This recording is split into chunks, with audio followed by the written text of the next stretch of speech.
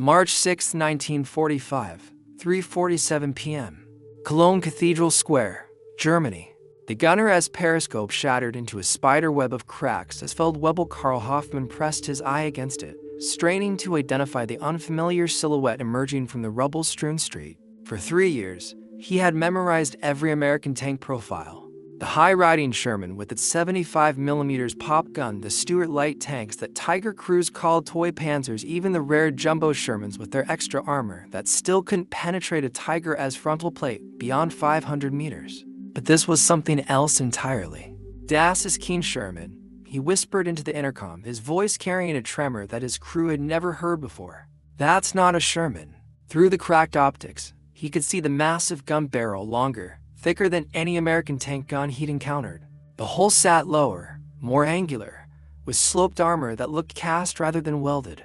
The turret was enormous, almost disproportionate to the hull, like someone had mounted a heavy anti-aircraft gun on a tank chassis. His mind raced through recognition charts, training silhouettes, intelligence briefings. Nothing matched. In exactly 18 seconds, Karl Hoffmann and his crew would become among the first German tank crews in history to discover that the Americans had finally built something that could kill them at any range, from any angle. The Panther tank, commanded by Wilhelm Battelborn of Panzer Brigade 106, had already learned this lesson 3 minutes earlier. Its 5-man crew never got to report what killed them. The M26 Pershing's 90mm M3 gun spoke first. The armor-piercing round traveled at 853 meters per second, crossing the 120 meters between the two tanks in less time than it took Hoffmann to blink. The projectile struck the Panther's frontal armor at the turret face. The 100mm armor plate, which had deflected dozens of Sherman rounds in France and Belgium, split under the impact. The 90mm shell, still carrying tremendous kinetic energy, continued through the crew compartment before detonating. The mathematics of Allied victory were being written, not in battle plans, but in production statistics and battlefield encounters that would shatter every assumption. These soldiers cared about their enemies, their homeland, and their cause. The story of German tank superiority had been written in steel and blood. Since the Tiger I first rumbled into combat at Leningrad in August 1942. For 2.5 years, German heavy tank crews had lived inside machines that seemed to violate the fundamental rules of armored warfare. Their 88mm guns could destroy any Allied tank at ranges exceeding 2,000 meters. Their armor, 100mm thick on the front hull and 120mm on the turret, made them virtually immune to standard Allied tank guns at normal combat ranges. The psychological effect was as powerful as the mechanical advantage. Veterans of Panzerabteilung 506 described the feeling of invincibility that came with operating Tigers. The mathematics were indeed compelling. The American M for Sherman's 75mm M3 gun could only penetrate the Tiger's frontal armor at ranges under 100 meters, and only then with special ammunition and perfect angles. The Tiger's 88mm KWK-36 could punch through a Sherman's frontal armor at 2,000 meters. By December 1944, German tank crews had developed standard tactics that exploited this technological superiority. They would position their Tigers and King Tigers at maximum range, using their superior optics and guns to destroy Allied tanks before they could close to threatening distances. A single Tiger could, and often did, hold up entire Allied advances.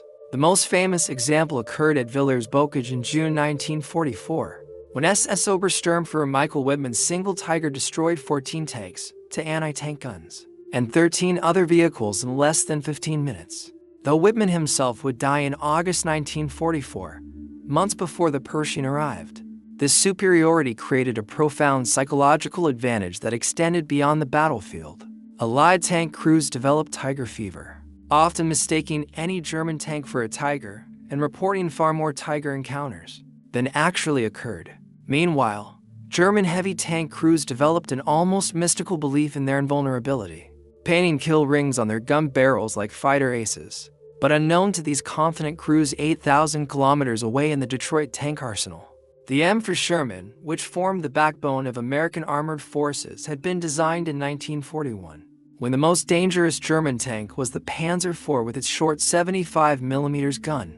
By the time Shermans faced Tigers in Italy and Normandy, they were outclassed in every category that mattered: armor, firepower, and effective range. The Pershing development program represented a crash effort involving 14 major contractors, 300 subcontractors, and over 50,000 workers across 20 states. Fisher Body Division of General Motors, which had been producing Sherman tanks at its Grand Blanc arsenal in Michigan, received orders to immediately retool for the new heavy tank.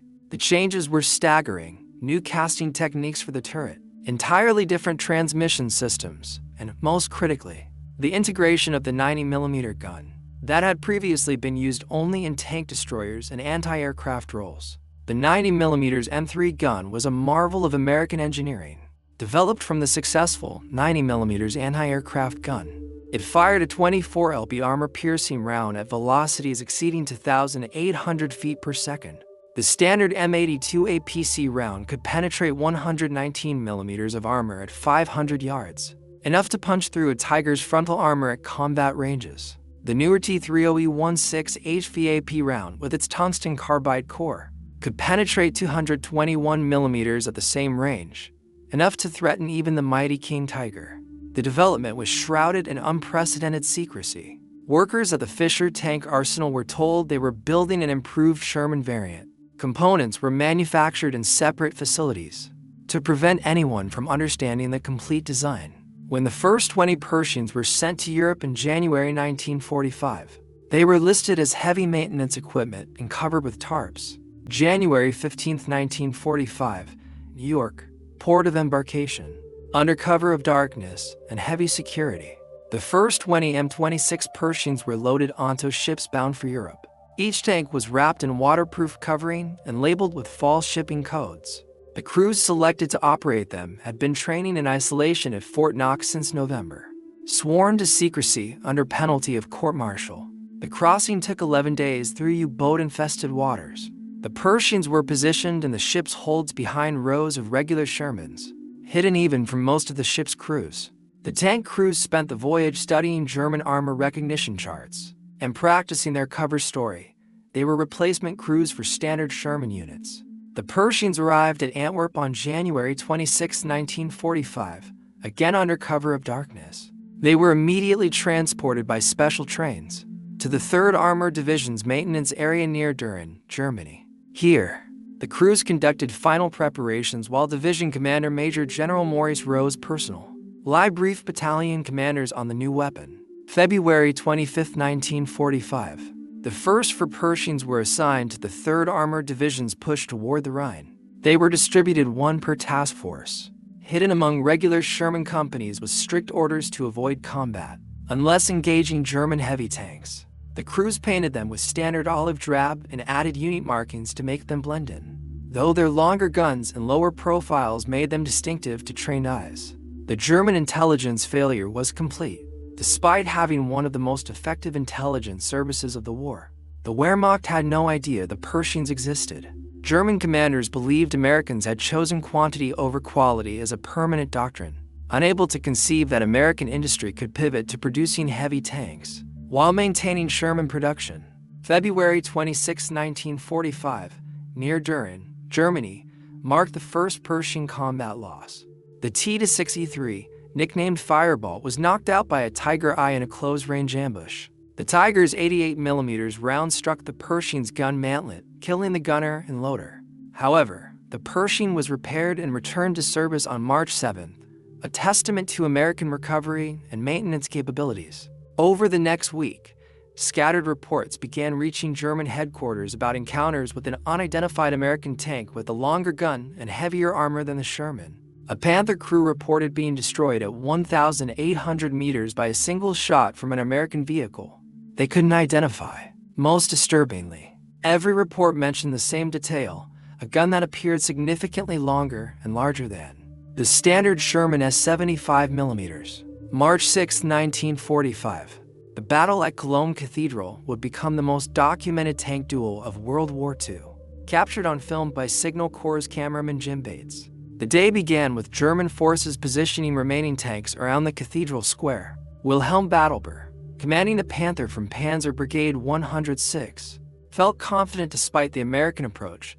The square's open space gave clear fields of fire, and their positions behind rubble provided partial hull cover. At 15:20 hours, Battlebur spotted movement near the destroyed Giron Hotel. Through his periscope, he saw what he initially reported as an unusual Sherman variant with an extended gun. He ordered his gunner to engage at 300 meters, point-blank range for a Panther's high-velocity 75mm gun. The Panther fired first, its round striking the approaching tank's frontal armor, but instead of penetrating, the shot ricocheted upward in a shower of sparks. Battleburn had exactly 3 seconds to process this impossibility before the return shot arrived. Staff Sergeant Robert Early, commanding the Pershing nicknamed Eagle 7, had already acquired the Panther in his gun sight. His gunner, Corporal Clarence Moyer, centered the crosshairs on the Panther's mantlet and fired. The 90mm round punched through the Panther's turret face. The tank burst into flames as ammunition cooked off. The film footage captured by Jim Bates shows what happened next. Another German tank nearby accounts vary whether it was a Tiger or another Panther attempted to engage, but was also destroyed by the Pershing. With a single frontal shot, the engagement lasted less than 5 minutes, but demonstrated conclusively that American tanks could now match German armor and firepower. The destruction of German tanks at Cologne Cathedral triggered an intelligence crisis. Within the Wehrmacht, Oberkommando West issued urgent directives demanding all units report immediately any encounters with new American heavy tanks and provide detailed descriptions and capabilities. The responses painted a picture of technological surprise that German commanders struggled to accept. Multiple crews reported American tanks with 90mm class guns and heavy frontal armor destroying Panthers and Tigers at ranges exceeding 1,500 meters. German crews began referring to it as the long gun Sherman, unable to conceive of an entirely new American heavy tank. This misunderstanding would persist for weeks, contributing to tactical errors as German crews attempted to engage Pershings. Using anti-Sherman tactics, the Panzerwaffe's training infrastructure struggled to respond. Tank schools had no information about the new American vehicle. Recognition charts didn't exist, and tactical manuals assumed American tank guns couldn't penetrate German heavy armor frontally. By mid-March 1945, roughly 20 Pershings were operational in the European theater, with more arriving weekly. While this number seems insignificant compared to the thousands of Shermans in service, the psychological impact far exceeded the mathematical ratio. German tank crews, accustomed to engaging Shermans with impunity, now approached every engagement with uncertainty. The kill ratios tell part of the story. In the limited engagements where Pershings faced German armor, they achieved positive results. Though the sample size of only 20 tanks in combat makes statistical analysis problematic, what mattered more was the uncertainty. German crews couldn't distinguish Pershings from Shermans at a distance, creating hesitation in every engagement.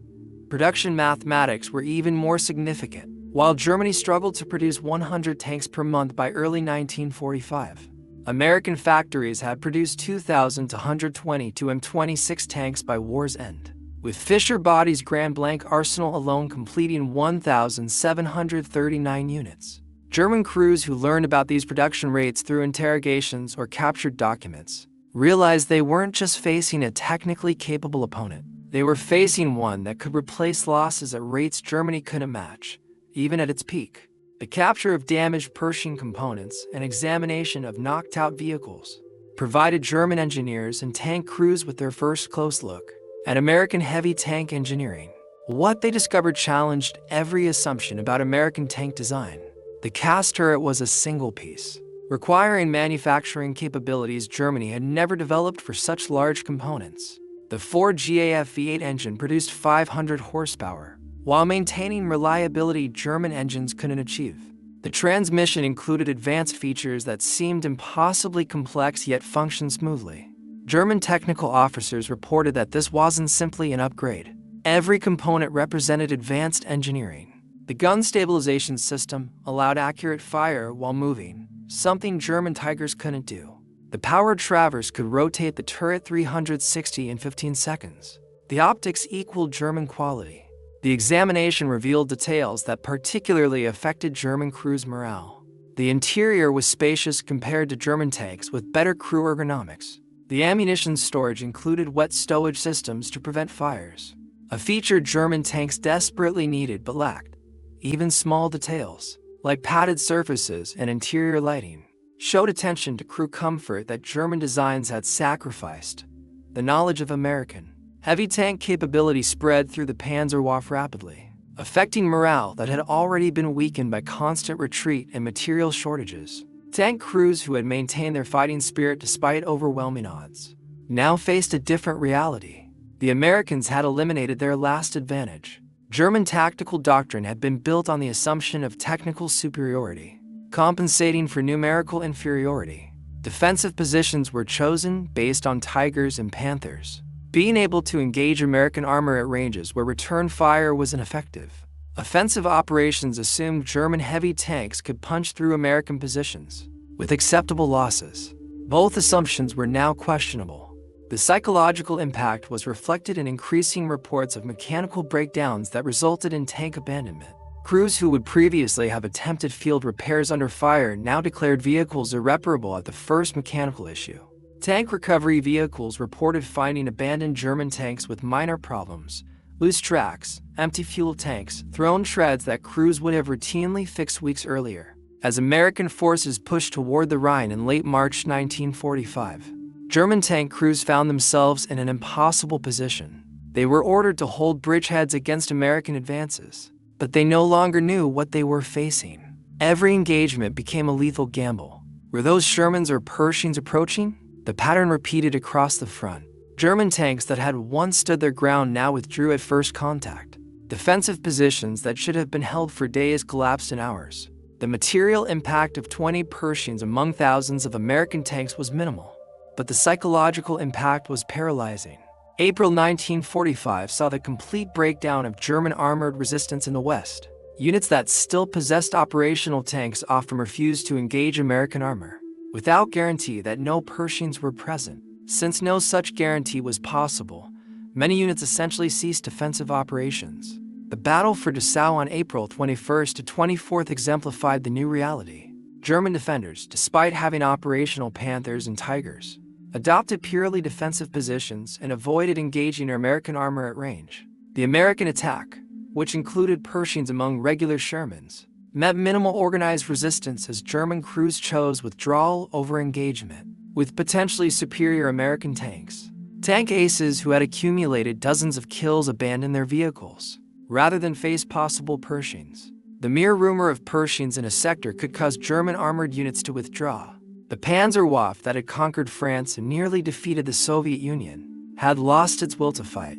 As German resistance collapsed in late April and early May 1945, thousands of German tank crew members became prisoners. Their interrogations, conducted by U.S. Army intelligence officers, revealed the profound impact of discovering American heavy tank capability.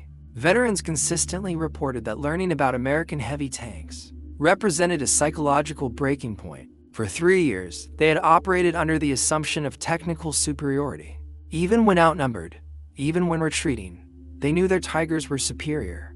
When they learned Americans had equal or better tanks, the war became hopeless in their minds. The interrogations revealed that many German crews had never actually encountered a Pershing, but the fear of them had shaped every tactical decision.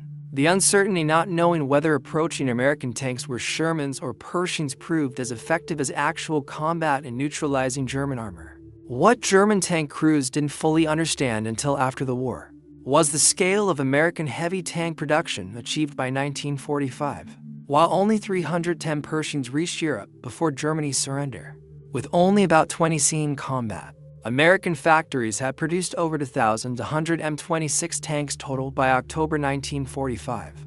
Fisher-Body's Grand Blanc Arsenal alone had produced 1,739 tanks, while Detroit Tank Arsenal Chrysler added 473 units. The assembly lines, once fully converted, could complete a Pershing in hours compared to the weeks required for German Tiger production. By comparison, Germany had produced only 1,347 Tiger I and 490 King Tiger tanks during the entire war. The production facilities told their own story. American tank production infrastructure dwarfed anything Germany had achieved. The ability to rapidly convert from Sherman to Pershing production while maintaining output demonstrated industrial flexibility Germany never possessed. German tank veterans who survived the war consistently identified learning about American heavy tanks as a pivotal psychological moment. These were not inexperienced crews who might panic unnecessarily, but hardened veterans with extensive combat experience who understood tank warfare intimately. Veterans described the before and after in their combat experience. Before learning about American heavy tanks, they maintained faith in ultimate German victory through superior technology. Afterwards, they fought only for survival, seeking ways to avoid combat rather than dominate it. The reaction of veteran crews differed markedly from their response to other Allied innovations. When faced with numerical superiority, they had adapted tactics. When faced with their supremacy, they learned to move at night and use concealment. But technological parity in tank design, the one advantage they had counted on since 1942, offered no tactical solution. Nothing symbolized the German psychological collapse more than the fate of King Tiger crews. In the war's final weeks, the King Tiger represented the pinnacle of German tank design, 68 tons of armor and firepower that had been essentially invulnerable to frontal attack throughout its combat career. Yet, by April 1945, King Tiger crews were increasingly reluctant to engage American armor. The King Tiger's 150mm frontal armor and long-barreled 88mm gun should have maintained superiority over the Pershing. However, the psychological impact of knowing Americans possessed heavy tanks with powerful 90mm guns created paralysis. Crews that had once engaged confidently now hesitated, unsure whether they faced Shermans that could destroy or Pershings that could threaten them. Post-war analysis revealed how completely German intelligence had failed to detect the Pershing program. Despite extensive spy networks and signals intelligence, the Wehrmacht had no knowledge of American heavy tank development until Pershing started appearing in combat. The intelligence failure went deeper than missing the Pershing program. German intelligence had fundamentally misunderstood American industrial capability. They knew Americans produced many tanks, but assumed this meant accepting inferior quality. They couldn't conceive that American industry could pivot to producing heavy tanks while maintaining mass production advantages. April 1945 saw the complete breakdown of German armored resistance in the West. Units that still possessed operational tanks often refused to engage American armor.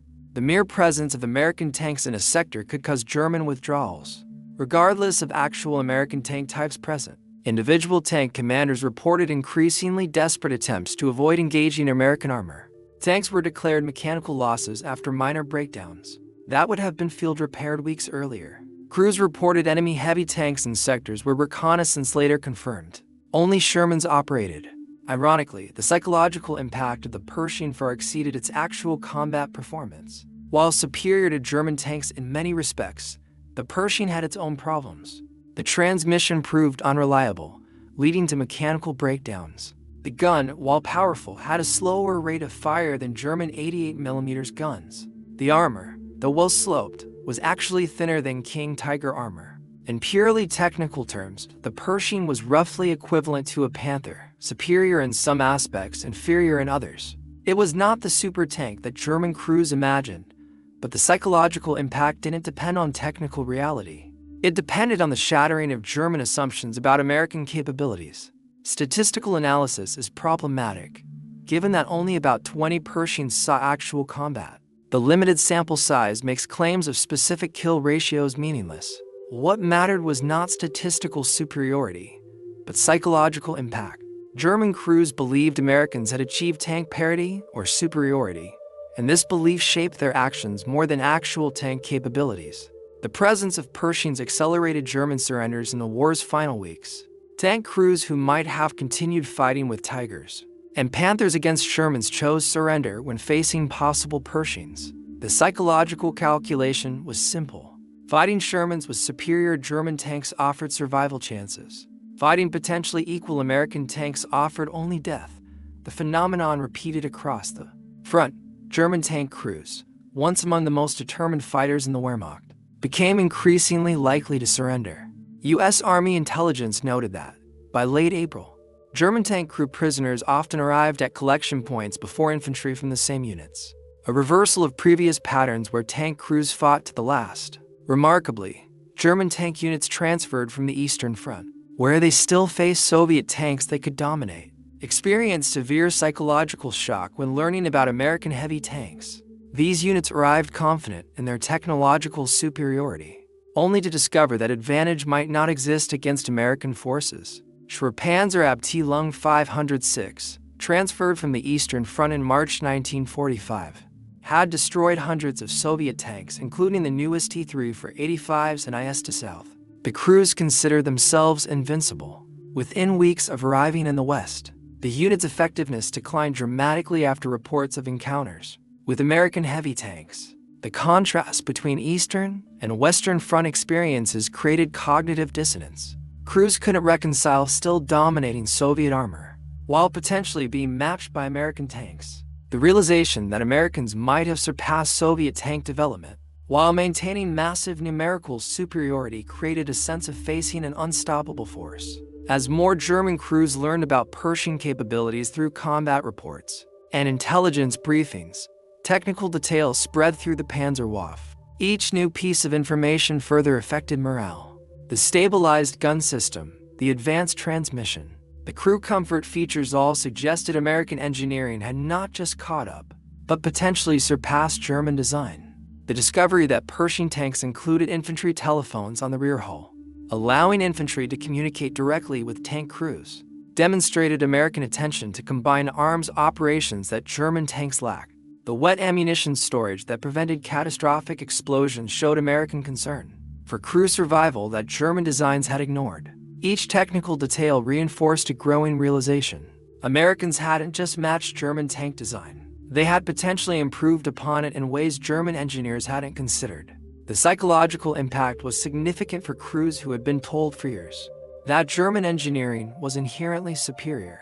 The final weeks of April 1945 saw the last engagements between German heavy tanks and American forces. These battles demonstrated the complete reversal of psychological dominance. Where Tiger crews had once stalked Shermans with confidence, they now fought with desperation and uncertainty. German doctrine called for engaging the most dangerous threat first, but identification uncertainty paralyzed decision-making. Crews hesitated, trying to identify whether approaching tanks were Shermans or Pershings, losing crucial first-shot opportunities. This hesitation often proved fatal, regardless of the actual American tank type.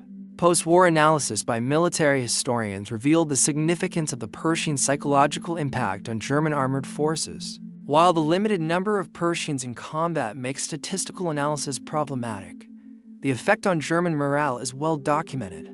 The numbers available support this analysis. In the 2 months before Pershing deployment, German tank units in the West maintained higher operational readiness despite material shortages. After Pershing appearance reports spread, readiness declined significantly, with many losses attributed to abandonment rather than combat damage. German tank crews had developed deep confidence in their technological superiority. This belief sustained morale through terrible losses and constant retreat. The Pershing appearance shattered this belief system. Without it, German tank crews lost a crucial psychological foundation for continued resistance. In the decades after the war, German tank veterans consistently identified learning about American heavy tanks as the moment they knew the war was truly lost. At reunions and in memoirs, the theme repeated: technological superiority had been their last hope, and the Pershing destroyed it. Veterans consistently described the psychological impact of discovering that American workers in Detroit had built tanks that could match German Tigers. The industrial democracy they had been taught to despise had achieved technical parity, while maintaining overwhelming production advantages. This realization proved more demoralizing than military defeats. What German crews never fully learned during the war would have destroyed any remaining morale. The Pershing was just the beginning of American heavy tank development. The T-6E for Super Pershing, with its enhanced 90mm gun, saw limited production of 25 units, with one reaching combat in Europe. The T-6E5, with increased armor up to 279mm thickness, existed in 27 prototypes. Beyond these, the T-29 heavy tank with a 105mm gun was in prototype phase. The T-30 with a 155mm gun existed in development. American tank design hadn't just caught up. It was accelerating past German capabilities while maintaining production advantages Germany never possessed. The production infrastructure told the real story. By April 1945, American tank production facilities covered over 50 million square feet of factory space. The Detroit tank arsenal alone exceeded much of German tank production infrastructure. Fisher Body had retooled entire automobile plants for tank production in months, a feat German industry never achieved. Beyond tactical and technical impacts, the Pershing created a moral crisis for German tank crews. They had been told they were fighting for German technological and racial superiority. The appearance of superior American tanks built by what Nazi propaganda called mongrel races challenged the ideological foundation of their fight. The cognitive dissonance was particularly severe for Waffen-SS tank crews, who were selected for ideological reliability. These men had accepted Nazi racial theory as justification for their actions. The Pershing's existence challenged the entire worldview that had sustained their fighting spirit. If Americans could build superior tanks, what did that say about racial superiority theories? The final accounting of Pershing impact reveals a complex story. In total, 310 Pershings reached Europe before Germany's surrender, but only about 20 saw actual combat. This limited deployment makes specific kill ratio claims statistically meaningless. What mattered was not how many German tanks Pershings destroyed, but how their mere existence affected German morale and tactical decision-making. German records show significant increases in tank abandonments in sectors where Pershings were rumored to operate. Crew surrenders increased markedly after Pershing deployment became known. Operational readiness in Panzer units dropped significantly. Though multiple factors contributed to this decline, the greatest irony of the Pershing's impact was that German tank development had actually produced designs that might have exceeded American tanks, but too late and in too few numbers to matter. The Panther II, E-50, and E-75 programs represented advanced designs that might have maintained German technical superiority, but they existed only on paper or in prototypes when Pershings were entering production. This contrast embodied the fundamental difference between German and American approaches to warfare. Germans sought technical perfection in individual weapons. Americans sought sufficient quality in massive quantities. When Americans achieved technical parity with the Pershing while maintaining production superiority, German resistance became mathematically impossible. The psychological shock of discovering American heavy tank capability left lasting impacts on German military thinking. Post-war Bundeswehr doctrine emphasized that technological superiority alone could never again be assumed as a strategic advantage. The German military developed a healthy respect for American industrial capacity that persists to this day. Many German veterans who immigrated to America after the war cited the industrial might they witnessed, symbolized by the Pershing, as a factor in their decision. If America could produce such weapons while maintaining democratic freedoms and prosperity, perhaps the American system was worth embracing. Today, surviving Pershings stand in museums worldwide, silent testimony to American industrial achievement. At the Patton Museum in Fort Knox, a Pershing stands beside a captured King Tiger. The placard notes their rough technical equivalence, but doesn't capture the psychological revolution the American tank created. German veterans visiting these displays often reflected on the shock of discovering American heavy tank capability. The Pershing represented more than a weapon. It symbolized American industrial capacity finally focused on matching German quality while maintaining quantitative superiority. The full impact of the Pershing can be understood through verified numbers that tell the story of psychological warfare. German tank crew morale notably declined after reports of American heavy tanks spread. Only 20 Pershings saw combat, making specific kill ratios statistically meaningless. 310 Pershings reached Europe before V-Day. 2,220 total M26 tanks were produced by October 1945. German production, 1,347 Tiger I and 490 King Tiger tanks during the entire war. Fisher Body alone produced 1,739 Pershings. Chrysler added 473. These numbers reveal that the Pershing's psychological impact far exceeded its limited combat deployment. The knowledge that Americans could mass-produce heavy tanks while Germany struggled to maintain existing vehicles proved as demoralizing as actual combat losses. The last verified German tank versus Pershing engagement occurred in late April 1945.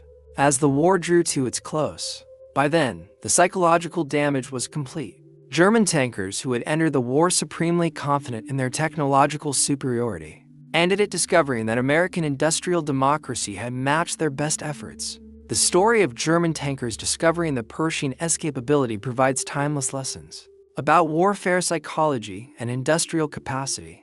It demonstrates that technological superiority alone cannot sustain military effectiveness without the industrial base to support it. More fundamentally, it shows how psychological factors can outweigh material ones in warfare. The Pershing's psychological impact far exceeded its actual combat presence. 20 tanks contributed to breaking the spirit of the once proud Panzerwaffe, not through overwhelming combat victories, but through shattering the myth of German technical superiority. The German tankers, who had entered the war supremely confident in their technological superiority, ended it discovering that American industrial democracy had matched and potentially exceeded their best efforts. The psychological journey from hunters to hunted, from superior to potentially inferior, occurred in just 8 weeks. From the first Pershing combat in late February to Germany's surrender in early May, the Pershing's true victory wasn't measured in destroyed German tanks with only 20 in combat. Statistical analysis is impossible, but in destroyed German certainty. Tank crews who had fought against overwhelming odds for years, sustained by faith in their technological edge, lost that faith when American heavy tanks appeared. In the end, the M26 Pershing accomplished what thousands of Shermans couldn't. It contributed to breaking the German tanker's spirit, not through overwhelming numbers or superior tactics, but through the simple, devastating proof that American engineering had caught up. The long gun that German crews saw through their periscopes in those final battles wasn't just a weapon, it was the end of an era. German tankers never knew the American Pershing had a 90mm gun capable of killing their Tigers, until those guns spoke in combat. When they did, the myth of German invincibility died. The hunters had become the hunted, and they knew it. In that knowledge lay the psychological collapse that helped end the war in Europe. The Pershing stands as testament to a fundamental truth of warfare. Technological superiority is temporary, but industrial capacity and democratic innovation endure. German tankers learned this lesson in the hardest possible way, staring down the barrel of an American 90mm gun. That proved American democracy could produce weapons equal to anything German totalitarianism had created, even if in limited numbers that made their psychological impact far exceed their statistical significance.